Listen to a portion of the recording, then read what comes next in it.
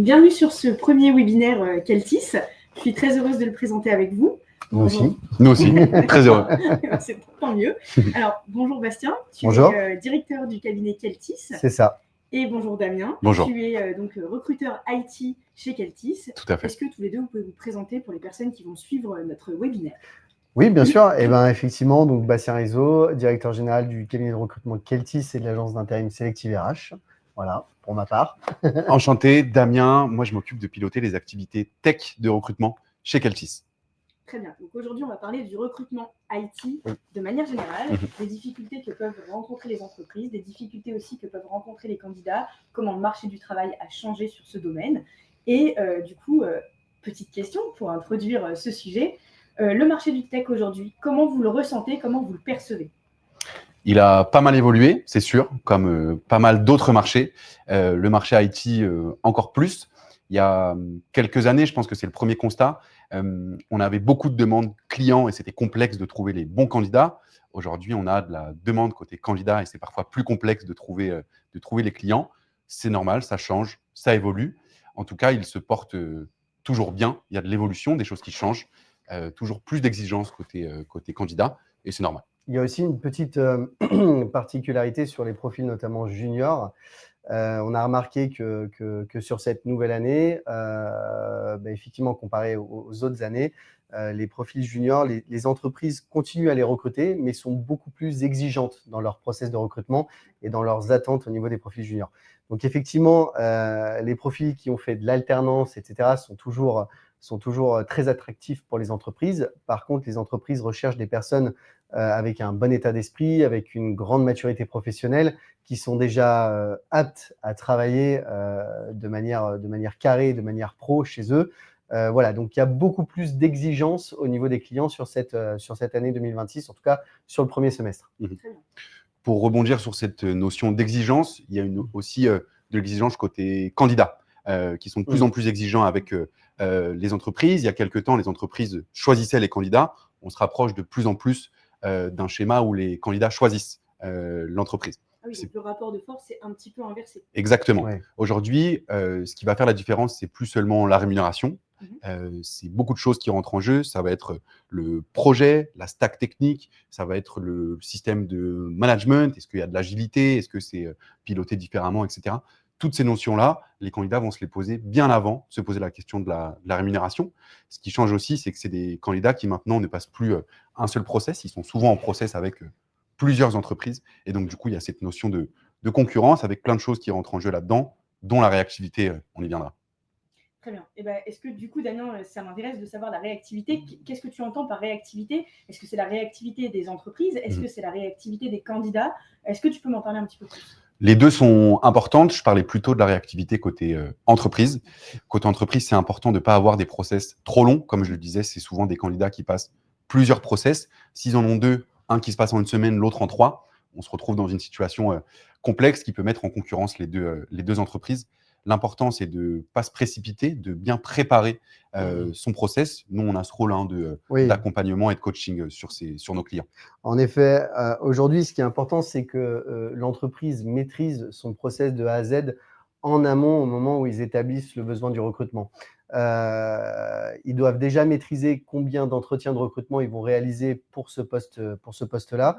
Est-ce qu'il va y avoir des tests techniques? Voilà, comme ça, ils sont capables de savoir où ils vont aller avec les différents candidats qu'ils vont rencontrer. Et le candidat aussi a une visibilité sur le process qui va être réalisé pour cette entreprise-là. Donc, en amont, il saura qu'il y a déjà peut-être 1 ou 2 entretiens, un test technique. Il aura de la visibilité là-dessus. Donc, ça, c'est important pour une entreprise de maîtriser en amont son process de recrutement, de bien réfléchir aussi qui est intégré dans son process. Est-ce qu'on intègre le manager, ce qui pour moi est indispensable, en tout cas sur le recrutement d'un profil tech. Mais en tout cas, voilà, la maîtrise du process de recrutement en amont par l'entreprise donne de la visibilité aux candidats et il faut trouver ce juste milieu entre de la réactivité et ne pas se tromper dans le recrutement. Oui, j'allais rajouter que ce qui est important aussi, en plus que ce soit un bon process efficace, je remets en perspective la notion de concurrence entre deux process pour un candidat qui avance avec deux entreprises. S'il y a un process qui se passe entièrement en visio et un process qui se passe en présentiel avec la rencontre des équipes, la visite des locaux, la rencontre de son N+1 de ses futurs collègues et que on voit l'ambiance, le feeling qui se dégage de ces équipes-là. Ça peut vraiment faire la différence. D'accord. Et petite question qui paraît bateau, mais qui, je pense, est importante de poser. Est-ce qu'aujourd'hui, le marché du recrutement a changé en matière IT? Oui, il a changé. Les entreprises sont de plus en plus exigeantes, c'est normal, le marché veut ça. On va aller chercher l'expertise chez ces profils-là. Plus on cherche des profils experts, plus ils se raréfient, et c'est normal. Les candidats en ont parfaitement conscience, ils ont bien conscience de leur désirabilité sur le marché. Ils le savent, je pense qu'on le ressent tous les jours. Oui, bah oui, forcément. Il y a les stacks aussi qui ont vachement changé sur la région Rhône-Alpes-Auvergne depuis quelques temps, notamment sur les frameworks, ce genre de choses qui ont migré vers d'autres technologies. Il y a cette partie-là aussi qui est importante. Mais en tout cas, effectivement, comme disait Damien au tout début, il faut que pour le candidat, il y ait un réel intérêt d'aller voir l'entreprise recruteuse. Il faut que les missions soient vraiment attractives. Il faut que le candidat se projette sur son poste. Il faut qu'il se projette dans l'entreprise. Il y a aussi des demandes parfois qui ont changé aussi au niveau des candidats. On en parlera tout à l'heure, mais la partie remote, ça c'est un point aussi qui est important sur les profils IT en ce moment. Mais oui, clairement, tout a changé sur les dernières années, et notamment sur l'année 2026. Très bien. Et du coup, vous qui êtes au contact des entreprises, au contact des candidats quotidiennement, quelles sont les erreurs que vous voyez le plus souvent de la part des candidats, de la part des entreprises, de la part de vos clients dans leur recrutement et notamment en IT? De la part des entreprises, ce qu'on voit souvent, c'est des process qui sont parfois trop longs. On a vu des entreprises avec des process qui peuvent s'étendre sur 3 semaines, 1 mois et demi. Ça commence à faire vraiment trop long pour ces candidats-là qui ont besoin de réactivité, de vision claire sur la roadmap, non seulement du recrutement, mais sur la suite. On voit aussi une erreur assez fréquente, c'est le classique recherche d'un mouton à 5 pattes. On attend qu'un développeur puisse être chef de projet, DevOps, qu'il ait une vision cloud, etc. Je pense que, et c'est ce qu'on fait avec nos clients au quotidien, c'est qu'on apporte une vision audit et une expertise pour leur expliquer qu'un bon recrutement, ça commence bien avant la rédaction de la fiche de poste, à se poser la question de OK, de quoi est-ce qu'on a besoin, pourquoi est-ce qu'on en a besoin, sur quel périmètre va intervenir le candidat. Et ensuite, ça continue par le bon process, comme on le disait, le bon onboarding, la bonne intégration, par tout ça.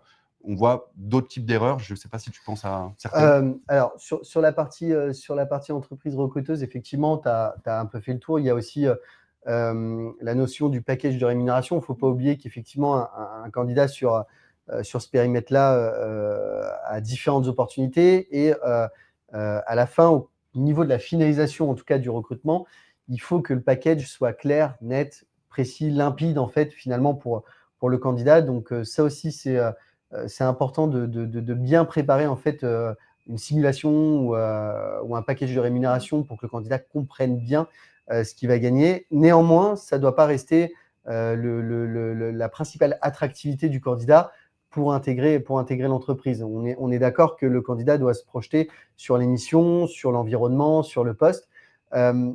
Pour le mouton à 5 pattes, effectivement, parfois on rencontre des entreprises qui recherchent un candidat depuis 1 an et demi. Quand on les rencontre, effectivement, on voit bien que la problématique vient du profil défini à la base. Alors, il peut y avoir différentes choses parce que on va prendre l'exemple d'un manager opérationnel qui a un besoin bien défini dans son service. Effectivement, il va rechercher le profil idéal. Parfois, c'est justifié. Parfois, on peut faire quelques considérations, quoi. Mais on peut avoir un service en souffrance et donc forcément, là, il nous faut quelqu'un d'opérationnel de suite, immédiat. Il y a cette crainte aussi de perdre l'expertise qu'on a en interne, d'où le fait de vouloir recruter quelqu'un de senior directement. Mais ça, on est là aussi pour le détecter. Donc, on essaye toujours de faire comprendre que l'intégration du manager opérationnel dans le process de recrutement est très important. On est là pour échanger à la fois avec le service RH et à la fois avec le manager opérationnel, trouver des solutions cohérentes et significatives pour essayer de réduire un petit peu justement les champs d'action sur le profil recherché et qu'on puisse repartir avec un nouveau cahier des charges sur le recrutement, ou en tout cas avoir plus d'ouverture d'esprit sur le profil recherché. Donc ça, effectivement, je pense que l'ouverture au profil est importante, mais il faut la faire de la bonne manière. Et c'est l'accompagnement avec un cabinet qui peut améliorer ça. Il y a aussi, je voulais en parler, l'onboarding. Ça, c'est un aspect qui est vraiment très important. Vous pouvez faire le meilleur process de recrutement, avoir le super bon feeling avec le candidat et vice-versa pour le candidat.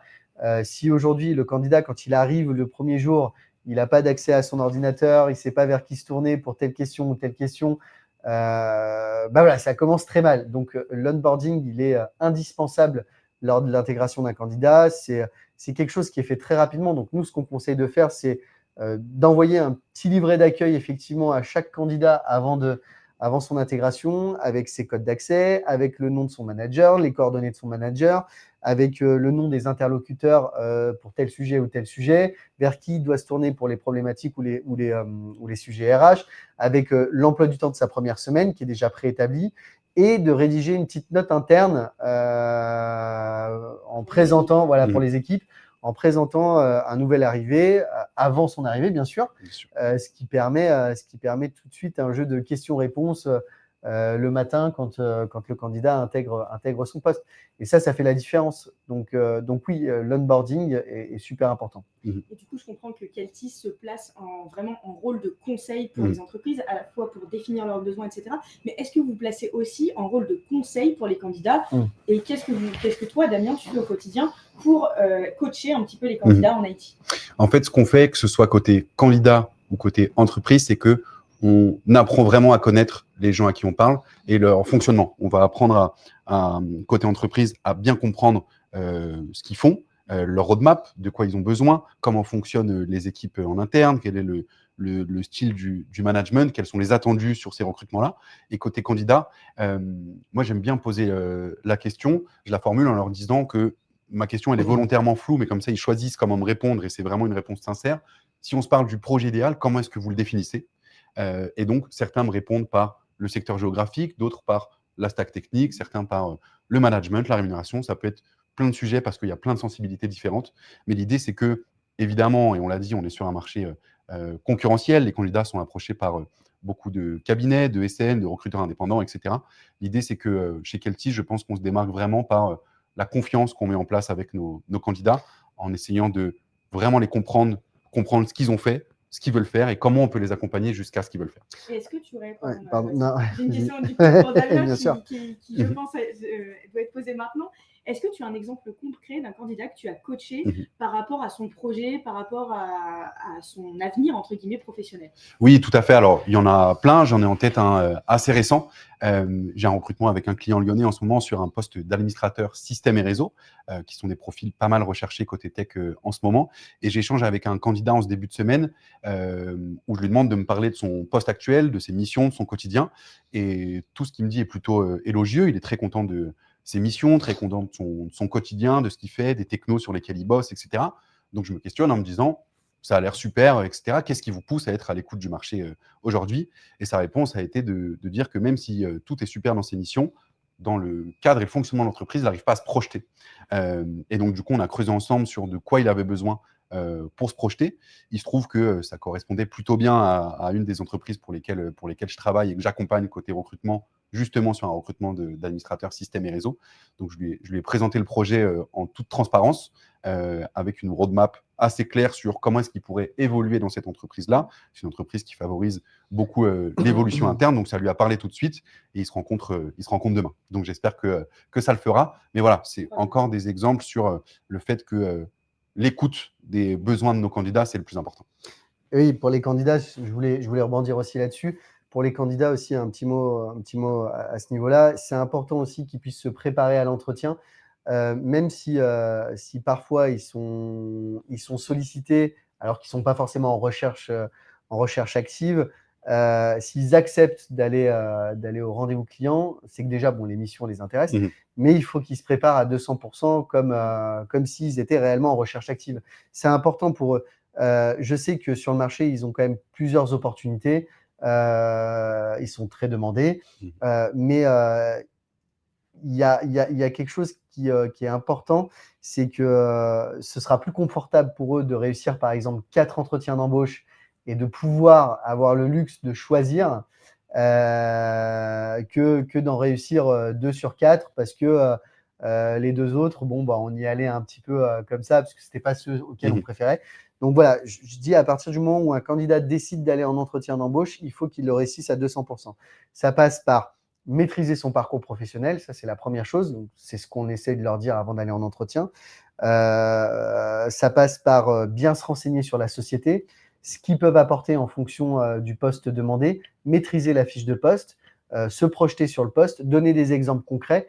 Donc c'est une vraie préparation. La préparation à un entretien d'embauche, c'est quand même du temps passé, du temps de préparation passé. Généralement, les candidats passent 3-4 heures peut-être la veille de l'entretien pour bien préparer cet entretien. Et une chose qui est importante aussi, c'est les questions. Aujourd'hui, ça encore pour les candidats, c'est un gros conseil que je leur donne. Plus les candidats vont poser des questions sur l'organisation interne, sur le poste, sur les missions, plus ils vont facilement se projeter aussi sur leur futur poste. Ça montre aussi leur intérêt pour le poste. Alors, ça montre leur intérêt pour le poste. Bien sûr, c'est toujours appréciable pour une entreprise qu'un candidat pose des questions. Donc, mais il ne faut pas garder que ça en tête. En fait, il ne faut pas se dire « j'y vais uniquement pour poser des questions parce que ça va faire plaisir à l'entreprise recruteuse de poser des questions. Il faut que je pose ces questions pour pouvoir vraiment me projeter sur le poste et sur les missions que je vais avoir. » Donc, il faut préparer sa petite liste de questions la veille, la marquer sur son petit calepin avec lequel on vient pour prendre des notes en entretien. Et derrière, après, ça donnera une visibilité beaucoup plus concrète au candidat sur son futur poste. Complètement. Et comment vous faites du coup pour approcher ces super candidats qui se renseignent très bien sur les postes, etc. Quelle est votre méthode? Qu'est-ce que vous faites pour aller les chercher? Puisqu'il y a un besoin en entreprise qui est très précis. Quelle est votre méthode pour aller trouver le candidat idéal ou en tout cas le candidat qui pourra occuper le poste de la meilleure des façons? Ça, c'est plus Damien du coup sur la partie ici. Ouais, il y a plusieurs axes pour te répondre sur nos méthodologies d'approche. La première à laquelle je pense, évidemment, c'est notre réseau. Ça fait un petit moment, alors toi plus longtemps que moi, mais ça fait un petit moment qu'on fait ce métier et qu'on est en contact direct avec le vivier candidat lyonnais principalement. Donc, du coup, on a des candidats qu'on connaît, qu'on sait qui sont en recherche, à qui on fait confiance. Et ensuite, sur l'approche, il y a une partie chasse, approche, via différents job boards, notamment LinkedIn, sur lequel il faut se différencier avec nos messages d'approche. Ils sont démarchés pour la majorité entre, je dirais, 5 à 8 fois par semaine par différents cabinets, des recruteurs indépendants, des ESN, etc. Quand ils sont à l'écoute, ils sont plutôt aptes à nous répondre. Quand ils ne le sont pas, il faut se différencier. Et c'est pour ça que moi, personnellement, je passe un temps certain à bien préparer la façon dont j'approche ces candidats-là. Parce que, comme on le disait un petit peu plus tôt dans notre échange, le plus important, c'est qu'on se fasse confiance avec le candidat, qu'il nous fasse confiance en tant que recruteur et qu'on lui fasse confiance en tant que bon candidat. Pour ça, ça passe par bien étudier les profils, s'intéresser à eux, et ça passe par la première approche, notamment par les messages LinkedIn. Ouais, il y a aussi les entretiens d'embauche qui sont quand même au-delà de la recherche. Donc, effectivement, la recherche, elle passe par des mots-clés pour chercher les profils idéaux, notamment sur les job boards professionnels. Mais parfois, les CV des candidats ne sont pas forcément révélateurs aussi de leurs compétences techniques ou des stacks qu'ils maîtrisent ou des missions qu'ils réalisent. Nous, notre travail, c'est ça aussi, c'est de comprendre, vu que ça fait des années, en tout cas, qu'on fait ce métier-là et qu'on est spécialisé par secteur d'activité, de pouvoir détecter un profil qui aurait été mis de côté, par exemple, sur un poste bien précis, et lors de l'échange, déterminer que ce profil, finalement, convient bien au poste recherché. Donc, ça fait partie aussi de notre travail et voilà. Et ça passe aussi par la détection du besoin lors des entretiens de recrutement. Ça nous est arrivé d'ailleurs de rencontrer des candidats pour des postes précis et finalement de se dire bah non, sur ce poste-là, il ne conviendra pas. Par contre, sur ce poste auquel on ne pensait pas à l'origine, il sera parfait. Et du coup, ça nous permet de leur trouver une opportunité aussi derrière. Il faut bien se dire que nous, un candidat qu'on va présenter à un client, avant de le présenter à ce client, on aura à minima échangé avec lui au téléphone pendant une petite demi-heure pour bien comprendre ce qui fait qu'il est en recherche, etc. Ensuite, on va le voir en entretien, en visio ou ici dans nos locaux. pendant une petite heure également, où là, on va bien creuser sur le projet professionnel, ce qu'il recherche, ce qu'il fait aujourd'hui, ses domaines d'expertise, sur quelle techno il bosse, etc. Derrière, on va faire des prises de référence avec d'anciens employeurs, d'anciens collègues, d'anciens managers, pour apporter le plus de matière possible et appuyer avec le plus de fermeté cette candidature-là, en disant à notre client, je pense que c'est un bon candidat et qu'il faut le rencontrer. Chez Keltis, on est partisan de privilégier la qualité à la quantité. On ne va pas envoyer 15 CV à nos clients, on va en envoyer 3, 4. Par contre, on est super confiant dans les 4 profils qu'on envoie. Et quand souvent on entend dire qu'un poste qui n'est pas pourvu, notamment pour plusieurs raisons, c'est une perte de business pour l'entreprise. Comment ça se traduit dans l'IT ? Dans l'IT, ça se traduit sur, encore une fois, je reviens à la roadmap, on peut perdre du temps sur le développement, on peut accumuler de la dette technique parce qu'on n'a pas de développeurs qui sont déployés sur les besoins qu'on a à ce moment-là. On a beaucoup d'entreprises qu'on accompagne, que ce soit des startups ou des jeunes entreprises où l'épicentre de leur business, c'est la tech. Donc, c'est hyper important d'avoir ce suivi-là pour avoir du déploiement rapide et qualitatif. Le fait que on n'est pas le bon développeur au bon endroit, au bon moment, c'est du temps perdu. Le temps, c'est de l'argent, encore plus dans notre marché. Okay, je comprends. Et qu'est-ce qui fonctionne vraiment quels sont les leviers actionnables pour faciliter les recrutements ou en tout cas pour recruter bien, rapidement et surtout durablement ? Ça passe déjà par la définition du besoin. Exactement. Ça, c'est le premier step. On en parlait au tout début, donc maîtriser son process de recrutement, donc savoir comment va être réalisé le process de recrutement, ça c'est la première chose. Donc, la deuxième chose, c'est la définition du besoin, avoir une fiche de poste claire, nette, précise, savoir où on va en termes de recherche candidat et de recherche de profil. Et bien évidemment, la réactivité, ça je pense que Damien pourra y répondre. Oui, pour le coup, alors, je reviens sur le fait que quand on a les tout premiers échanges avec un prospect, futur client, le plus important pour nous, c'est de bien comprendre leur fonctionnement. En fait, plus on connaît notre client, plus on saura bien le représenter auprès de nos candidats. Donc, c'est important qu'on comprenne leur roadmap, leur process, leurs attentes techniques. Ce qui fait la différence, pour répondre à ta question, Camille, sur un bon recrutement, c'est souvent la réactivité. La réactivité côté client. On a des exemples où on présente un candidat à un de nos clients, il nous dit « il est super, mais j'aimerais comparer ». Parfois, ce n'est pas toujours la bonne solution. On veut comparer parce qu'on ne veut pas se tromper et on comprend, nous, ces enjeux côté business. En revanche, ça peut nous faire passer à côté du bon candidat. Parfois, quand on a le candidat idéal sous les yeux, il faut savoir le repérer. Et les entreprises qui le font le mieux sont souvent les entreprises les plus réactives. Pour que la réactivité ait du sens, il faut qu'il y ait les bonnes personnes, tu le disais, dans le process de recrutement. C'est important que le candidat rencontre son N+1, ses futurs collègues, etc. Après, il y a des façons aussi de faire pour… je rebondis sur le fait de comparer. Alors, c'est vrai que nous, lorsqu'une entreprise passe par un cabinet, il faut savoir qu'on rencontre déjà des candidats, qu'on fait un pré-call téléphonique, qu'on rencontre en entretien, qu'on en a sélectionné déjà quelques-uns. Voilà, on a fait déjà une présélection. Donc, normalement, si on en envoie un, on en a peut-être rencontré 3 ou 4 derrière. Pour se rassurer, effectivement, je suis plutôt d'accord. Alors, généralement, quand on dit « je veux comparer », c'est qu'on a un doute. Voilà, on a un doute. Ça peut être un doute sur la partie technique, ça peut être un doute sur la partie humaine. Vouloir faire un comparatif avec un autre profil, ok, d'accord. Par contre, effectivement, il faut que derrière, il y ait de la matière, il y ait du candidat à présenter. S'il n'y en a pas, c'est compliqué, mais on peut se rassurer aussi différemment. Et ça rentre dans le process de recrutement aussi du client. Pour se rassurer différemment, déjà, nous, ce qu'on préconise sur la partie IT, c'est les tests techniques. Ça, c'est la première étape. Mais par contre, bien préciser au candidat qu'il aura un test technique lors de son deuxième entretien ou lors du premier entretien, par exemple. Ça écarte un petit peu les doutes en matière… déjà, voilà, Exactement. ça enlève les doutes en termes de technicité. Il faut que le test technique soit cohérent avec le poste qu'il va prendre, donc qu'il soit en corrélation avec les stacks utilisés dans l'entreprise, avec le niveau, par exemple, si on prend l'exemple d'un développeur, mais avec le niveau de développement qui est demandé dans l'entreprise. Et c'est sur des sujets qui sont en lien avec l'entreprise. On peut avoir parfois des tests qui sont surdimensionnés ou sous-dimensionnés. Il faut trouver le juste milieu. Cette partie-là, donc, qui permet déjà de se rassurer sur la partie technique. La deuxième chose, c'est effectivement les contrôles de référence. Les contrôles de référence, alors ça permet de se rassurer à la fois sur la partie technique et à la fois sur l'aspect humain du candidat. De savoir comment il était, s'il a une bonne intégration, savoir si c'était un profil qui était qualitatif, peu importe, sur ses anciennes expériences professionnelles. Après, attention, on a tous des expériences qui sont plus ou moins bien passées, donc forcément, il ne faut pas s'arrêter uniquement à ça.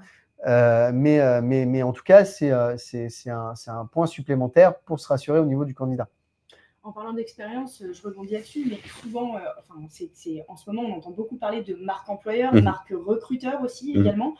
L'expérience candidat dans le processus de recrutement doit être aussi très important, notamment on en parle avec les tests techniques, etc.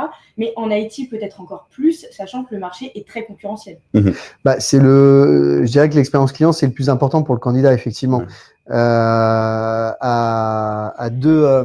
va dire qu'à 2 entretiens similaires pour postes similaires, le candidat va se diriger là où il aura eu le plus de feeling et le plus de visibilité sur le poste à pourvoir, en partant du principe que le package de rémunération est similaire aussi. Ouais.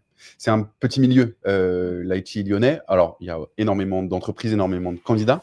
Il n'est pas petit par sa taille, il est petit sur son envergure. Tout le monde se connaît. Donc, aujourd'hui, même un candidat qui va être refusé, il faut qu'il soit refusé proprement, avec de la communication, en lui expliquant pourquoi. Un candidat qui est refusé de la bonne façon, avec de la communication et de la transparence, peut-être qu'il reviendra dans 6 mois avec plus d'expertise et une assise plus impactante. Le silence, le ghosting côté de l'entreprise vers le candidat, c'est un message, ça fait partie de la marque employeur et de la marque recruteur, et c'est hyper important d'avoir une bonne image de ce côté-là pour continuer d'attirer les bons candidats. Et au niveau du coup de l'onboarding, on en a parlé déjà, donc forcément ça fait écho et ça prolonge entre guillemets l'expérience candidat. L'onboarding est important. On parlait aussi du fait de se projeter dans les projets. Comment aujourd'hui ça se traduit concrètement à la fin d'un processus de recrutement? Est-ce qu'il y a un suivi de votre part pour savoir si tout est en adéquation ou comment ça se passe? C'est une relation tripartite. Je dirais qu'il faut qu'il y ait un suivi effectivement du cabinet, mais il faut qu'il y ait un suivi aussi de l'employeur et du candidat. Donc en fait, il faut que ça passe aussi c'est intégré dans l'onboarding. Et il faut que le client puisse aussi, lui, de son côté, en tout cas l'entreprise qui a recruté ce candidat, faire des points réguliers, que ce soit au niveau du service RH ou au niveau de la partie managériale, avec le candidat qui a été recruté. Donc, un point la première semaine pour savoir si son intégration s'est bien passée. Un point peut-être technique au bout de 15 jours, en tout cas avec la partie managériale, pour savoir si tout se passe bien. Donc, ça avait fait un premier entretien RH pour voir si l'intégration a été réussie et un autre entretien plutôt technique pour voir si les missions conviennent bien sur le poste au bout de 15 jours. Je pense que ce n'est pas déconnant. Et peut-être après, effectivement, faire un point au bout d'un mois pour savoir comment ça se passe à la suite de ce premier mois. Est-ce qu'il y a des choses à rectifier? Est-ce que les missions correspondaient bien? Est-ce que voilà, ça c'est. Vous aussi, cabinet de recrutement et recruteur, vous prenez des nouvelles du candidat et vous prenez des nouvelles du client. Oui, bien sûr. En fait, ce qui se passe, c'est qu'il y a des entreprises qui partent du principe qu'un contrat signé atteste de la fin du recrutement. Non, l'onboarding fait vraiment partie de ce recrutement-là. Nous, de notre côté, on fait, comme le disait Bastien, des points réguliers. On a une position particulière parce qu'on est entre le candidat et l'entreprise. Parfois, on peut intervenir sur des sujets ou des petites zones de friction, des zones de flou où ce n'est pas très clair pour le candidat. Et sa position de nouvel arrivant dans l'entreprise fait qu'il ne peut pas poser toutes les questions ou avoir une vision très claire sur tout ce qui se passe, de passer par nous en nous disant « Ok, on m'avait parlé de telle mission, là, dans mon quotidien, je ne retrouve pas telle ou telle mission, je ne comprends pas vraiment », et que nous, on puisse avoir le rôle de communicant vers le client pour essayer de dénouer cette situation-là. Voilà, mais ça doit être important que ce suivi d'intégration soit réalisé principalement par le client. Exactement. Le cabinet doit être là en support s'il y a une problématique, effectivement, mais l'intégration de base, pour savoir ce qui se passe en interne, c'est l'entreprise recruteuse, en tout cas, qui doit le réaliser. Et est-ce que vous avez déjà eu à démêler, entre guillemets, une situation, c'est un peu la question qui fâche que je vais poser, mais est-ce que vous avez déjà eu à démêler une situation où le candidat est recruté pour une fiche de poste et que, arrivé dans l'entreprise, ça ne soit pas exactement la fiche de poste? Comment vous positionnez-vous en tant que cabinet de recrutement et en tant que conseil? Oui, ça nous est arrivé. Moi, j'ai un exemple où j'ai recruté un profil Scrum Master pour un de nos clients. La fiche de poste était très intéressante pour la candidate qu'on a recrutée, avec beaucoup de choses côté agilité, côté gestion des process, presque gestion de projet, le tout dans l'agilité sous-entendu par le poste de Scrum Master. Dans les faits, en faisant les points qu'on évoquait plus tôt pour savoir comment se passait l'intégration, etc., elle m'a remonté que le poste était plus sur la planification que sur vraiment du Scrum Master à proprement parler. Et donc, du coup, petit point client pour essayer de comprendre. C'est des situations, comme on le disait, qui sont complexes parce qu'on ne veut pas mettre le candidat en porte-à-faux. En même temps, on veut qu'il soit sur les missions qui nous ont été promis. C'est pour ça que tout se relie avec ce qu'on disait un petit peu plus tôt. Le plus important part du moment où on définit le besoin avec notre client, de quoi ils ont besoin sur le prochain candidat qu'ils vont recruter. Le tout, c'est d'avoir un process clair sur de quoi on a besoin, comment on le recrute, parce que parfois, on peut avoir un process du moment où on se dit qu'on a un recrutement en cours au moment où on signe quelqu'un, ça peut durer 3 mois, mais en 3 semaines, tout peut s'écrouler parce que les missions ne sont pas en phase avec ce qui était promis. Moi, j'ai un autre exemple, mais plutôt côté positif, où je ne m'y attendais pas. Je recrutais sur un poste bien défini d'ingénieur support technique. Et en fait, le candidat a rencontré le service RH, le service R&D, effectivement, par rapport à ce poste-là, mais il avait toujours du mal à se projeter, en fait, sur les missions qui allaient lui être confiées. Il avait beaucoup de questions voilà, là-dessus. Et en fait, dans le process de recrutement, le client a intégré à un moment donné, alors c'était la première fois qu'il le faisait, mais a intégré une personne qu'on avait déjà placée sur ce poste-là chez eux. Et du coup, en fait, ça lui a permis d'avoir quelqu'un qui faisait exactement le même travail qu'il allait réaliser. Et effectivement, alors on s'est rendu compte que là, les candidats n'ont plus du tout de questions en tête sur le travail au quotidien, puisqu'ils peuvent les poser directement aux salariés concernés. Il peut aussi savoir comment ça se passe au niveau de l'ambiance dans la société. Donc ça, c'est plutôt cool. Et effectivement, toutes les questions qui se posaient en amont elles ont disparu. Et il s'avère qu'il a été recruté comme ça. Mais ça aussi, ça peut être effectivement, on a beaucoup de clients qui font ça d'ailleurs. Ça peut être aussi une approche lors de la phase finale des entretiens de recrutement, d'avoir peut-être 1 ou 2 personnes du service concerné qui font le métier sur lequel le candidat est projeté, pour pouvoir avoir plus de visibilité, les intégrer en fait dans le processus de recrutement. Ça permettra au candidat d'avoir plus de visibilité sur le travail au quotidien, d'enlever les doutes côté client, les doutes côté candidat aussi, les doutes sur l'intégration dans l'équipe, ce genre de choses, et que le candidat se projette vraiment bien sur le poste et comprendre l'ensemble des missions. Je vous remercie pour toutes ces explications. Je vous propose de passer à la partie questions-réponses. Avant ce webinaire, donc, du coup, nous sommes allés à la recherche de quelques questions, à la fois chez nos clients, chez nos candidats, et je vais vous les poser. Et je vous laisse y répondre de la façon la plus naturelle qui soit, afin d'être le plus honnête possible par rapport aux questions. Une question qui nous a été posée, c'est pourquoi c'est devenu aussi compliqué de recruter en IT aujourd'hui ? Pas mal de facteurs. C'est une bonne question, elle est légitime. Il y a pas mal de choses qui ont évolué, que ce soit les process, le marché, les rémunérations et les candidats, leurs envies, etc. Pas mal de choses ont changé. Il y a des pénuries sur certains postes. C'est plus compliqué de recruter certains profils. Beaucoup de concurrence aussi. Beaucoup de concurrence entre les entreprises. Il y a des candidats qui sont en process avec 3, 4, voire 5 entreprises. Et qui vont, comme on le disait un petit peu plus tôt, regarder beaucoup de choses. Beaucoup d'entreprises pensent qu'un gros package, ça va suffire à attirer les meilleurs profils. C'est de moins en moins le cas, pour pas dire plus du tout. Les candidats vont maintenant regarder le projet, l'équilibre vie pro, vie perso, la stack technique, le fait d'être à la pointe de ce qui se fait pour encore valoriser leur profil, le fait qu'il y ait une roadmap possible de leur évolution interne qui soit très claire, qui se disent, OK, si pendant 6 mois, 8 mois, 1 an, je suis à fond sur telle mission, je peux prétendre au poste de lead tech, référent technique et de pouvoir évoluer au sein de l'entreprise. Très bien. J'ai une question en live également, une question de Robinson qui nous pose: comment sentez-vous l'évolution du marché des candidats IT ces dernières années et comment voyez-vous l'évolution de ce marché avec l'explosion de la place de l'IA dans les métiers tech ? Ouais, c'est une bonne question. C'est une bonne question. Ouais. Prenez le temps d'y répondre si, si vous avez besoin, parce que c'est vrai que la question est très précise. Merci pour la question, Robinson.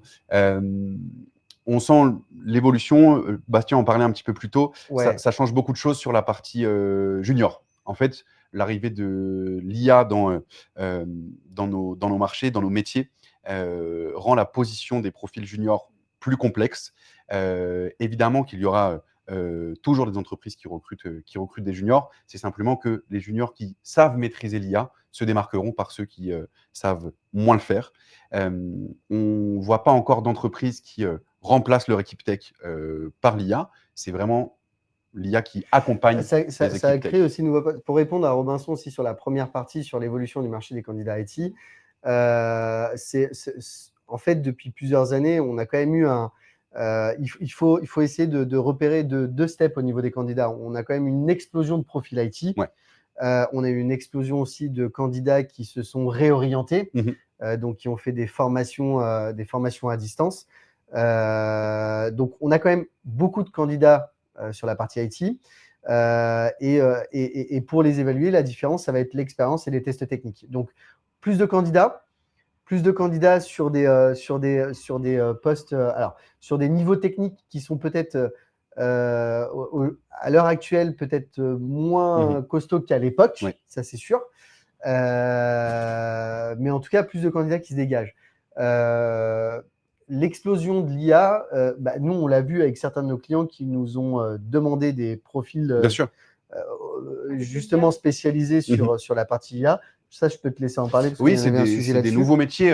Pour le coup, pour prendre mon exemple, ça fait un peu plus de 4 ans que je recrute dans la tech. J'ai vu l'arrivée de ces sujets IA. Au début, pas mal de questions se posaient. Aujourd'hui, on a des clients qui recrutent des profils spécialisés sur de l'IA générative, sur du LLM, sur différents sujets. Et il y a pas mal de sujets côté data dans laquelle des profils avec une expertise IA sont recherchés. Ouais, mais dans tous les cas, je pense que et ça se concrétise en 2026, mais je pense que sur les années qui vont venir, par rapport à la place de l'IA, les entreprises vont être encore plus exigeantes sur la qualité technique des candidats qu'à l'époque. Donc, on le ressent en 2026. Je pense que ça va encore plus pousser en 2027-2028. L'IA, effectivement, c'est un outil qui ne doit pas être en remplacement de ces profils tech, mais qui doit être un support. Mais en tout cas, il y aura une exigence technique qui sera beaucoup plus élevée, je pense, dans les années à venir. Je rebondis du coup sur les exigences techniques qui sont demandées, avec notamment l'IA maintenant qui est intégrée sur les fiches de poste, etc. Est-ce que vous trouvez que les salaires IT sont devenus déconnectés de la réalité par rapport au marché du travail actuel ? Alors ça, c'est une bonne question aussi. Je dirais qu'il y a deux volets. Il y a des rémunérations qui sont justifiées et des rémunérations qui sont injustifiées. C'est plutôt comme ça qu'il faudrait aborder les choses, je pense. Nous, on se dit que c'est le marché qui fixe les règles. Le marché, il évolue, donc les rémunérations aussi.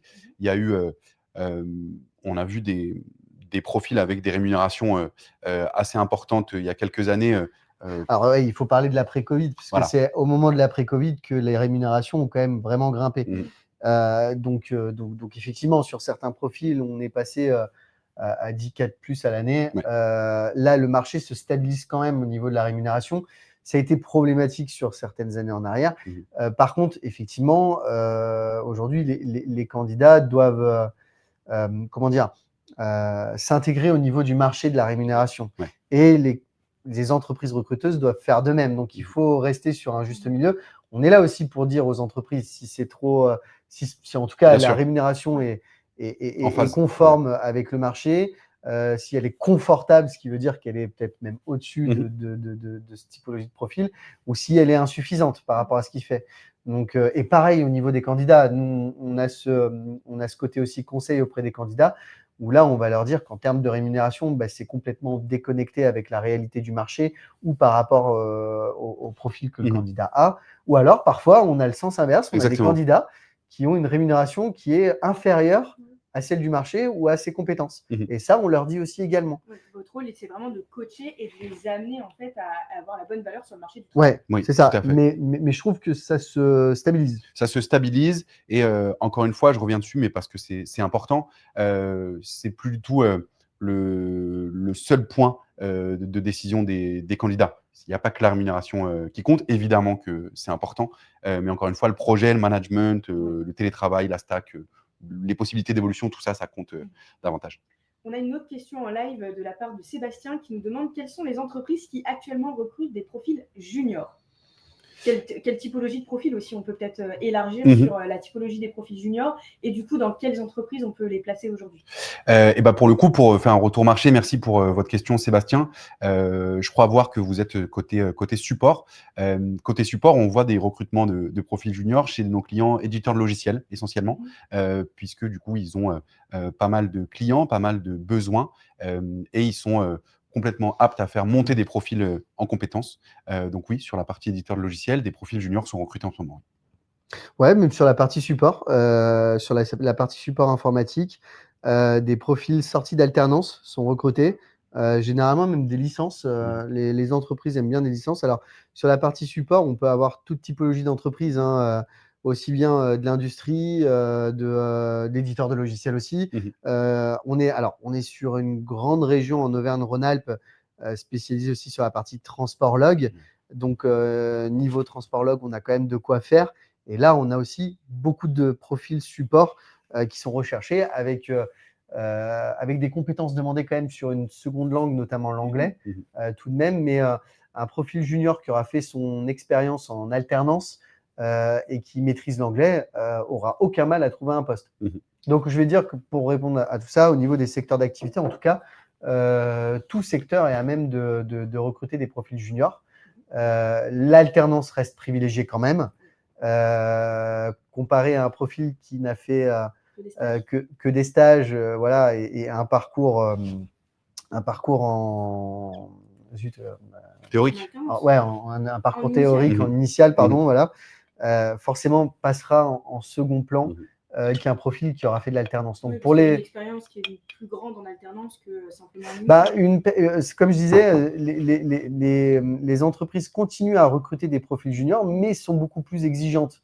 Donc forcément, les profils qui sortent de l'alternance sont déjà un pied devant par rapport à des gens qui ont fait de l'initial. Pourquoi ? Parce qu'ils connaissent déjà le marché, ils connaissent déjà l'environnement de travail.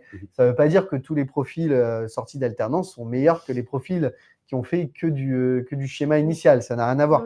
Mais en tout cas, dans l'esprit d'une entreprise qui recrute, pour eux, c'est une forme de candidat qui a déjà l'esprit du marché du travail, qui a déjà un pied dans le monde du travail, qui est censé déjà avoir une maturité professionnelle.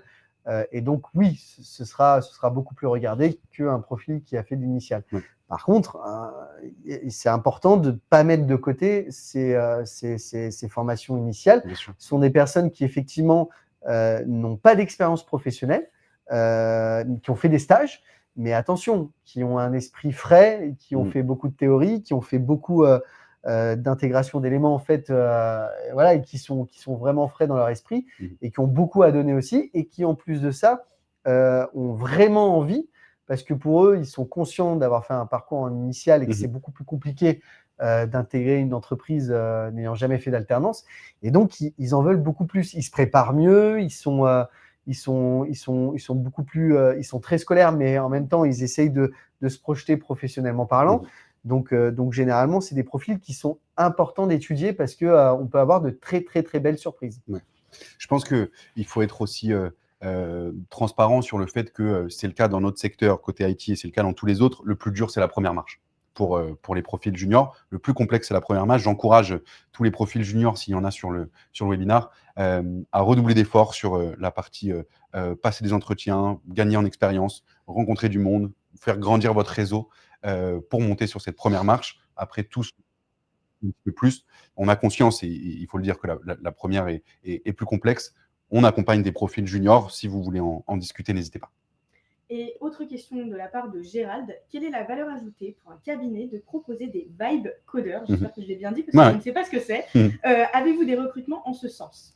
Très peu, voire pas du tout, des recrutements en ce sens pour l'instant. C'est une vague assez nouvelle de profils qui, justement, on en parlait, utilisent pas mal l'IA, il y a de la partie no-code, il y a la partie développement avec l'IA. Le vibe coding, c'est d'alterner un petit peu entre ces deux notions-là et d'utiliser des LLM, des agents qui nous aident à développer. On le voit dans des très très jeunes structures qui, justement, avant de se structurer vraiment avec une vraie stack technique, ont besoin de tester, d'avoir des POC, d'avoir des premières versions, des V1 de leurs produits, de leurs services, qui vont utiliser le vibe coding.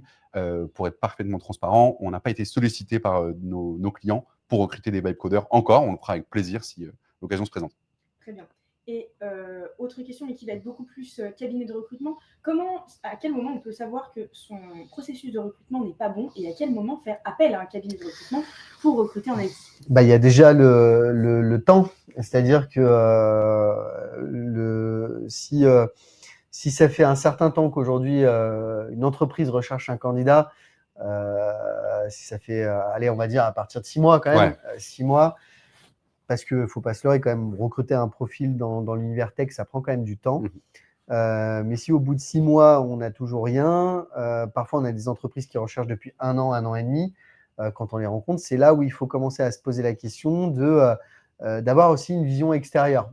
C'est-à-dire que solliciter un cabinet de recrutement, ça ne veut pas forcément dire passer par un cabinet de recrutement. C'est déjà aussi d'avoir une première vision pour savoir ce qui va pas, si on est aligné avec le marché. Il peut y avoir tout un tas de raisons pour lesquelles, au bout de 6 mois, on n'a pas trouvé le candidat. Je dirais aussi que les indicateurs que le process ne fonctionne pas ou ce qui explique que le recrutement ne va pas, c'est si vous avez eu des candidats à qui vous avez fait une proposition, qui ont refusé la proposition. Si ça arrive 1 fois, 2 fois, 3 fois, il faut se poser des questions sur le process. Il faut se poser la question quand, oui, ça fait un certain temps que vous recrutez et que vous n'y arrivez pas. Quand vous postez une annonce et que vous n'avez pas de candidature, c'est que la fiche de poste n'est peut-être pas assez claire. Quand vous avez rencontré une dizaine de candidats, effectivement, mais ça ne va pas, ça va pas, ça ne correspond pas. Là, oui, il faut prendre de la hauteur et il faut avoir une vision extérieure. Et passer par un cabinet, en tout cas solliciter un cabinet de recrutement pour échanger sur tout ce qui s'est passé pendant le process, les différents entretiens que vous avez pu avoir avec les candidats. Parfois, on va avoir tu disais tout à l'heure, des clients qui auront fait une proposition, la proposition a été refusée, ils vont nous montrer le CV en nous mettant, voilà, ça c'est le profil idéal sur le papier. Il peut y avoir tout un tas de raisons, il peut y avoir le manque de réactivité, mais ça, on est là aussi pour le déterminer avec vous. Et la fameuse recherche du mouton à 5 pattes aussi, où on est là pour discuter avec les managers opérationnels et essayer de trouver des solutions. Donc déjà, je dirais, ça peut valoir le coup de solliciter un cabinet pour qu'ils viennent à votre rencontre, pour venir vous voir, échanger avec vous, comprendre ce qui s'est passé pendant le process et voilà, faire une sorte d'audit. Exactement. Le cabinet va forcément, ce qu'on fera nous aussi, mais va forcément vous présenter aussi sa façon de fonctionner et bien évidemment les coûts qui sont liés au process de recrutement. Et après, ce sera à vous de déterminer si oui ou non ça vaut le coup de passer par un cabinet de recrutement.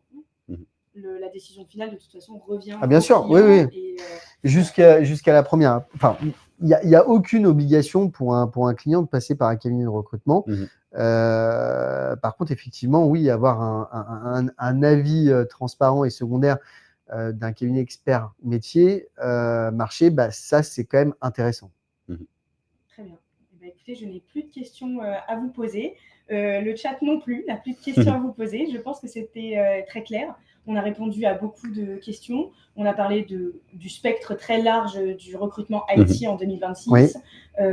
Donc, je vous remercie pour cette prise de parole, pour votre temps.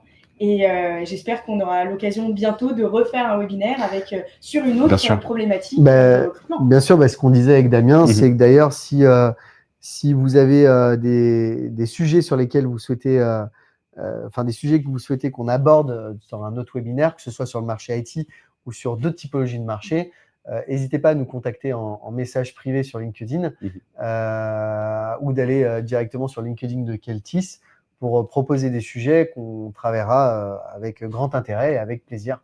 Et pour les personnes qui sont encore actuellement sur le live, si elles veulent vous contacter pour envoyer leur CV ou alors recruter avec vous, Vous avez nos coordonnées sur nos profils LinkedIn. Vous êtes déjà sur LinkedIn, donc vous avez juste à cliquer sur nos petits visages sous le live. On se fera un plaisir de vous répondre, que vous soyez candidat en recherche d'opportunités ou recruteur ou entreprise en recherche de candidats. On s'en occupera avec grand plaisir. C'est ça. Eh bien, écoutez, merci beaucoup. Merci beaucoup.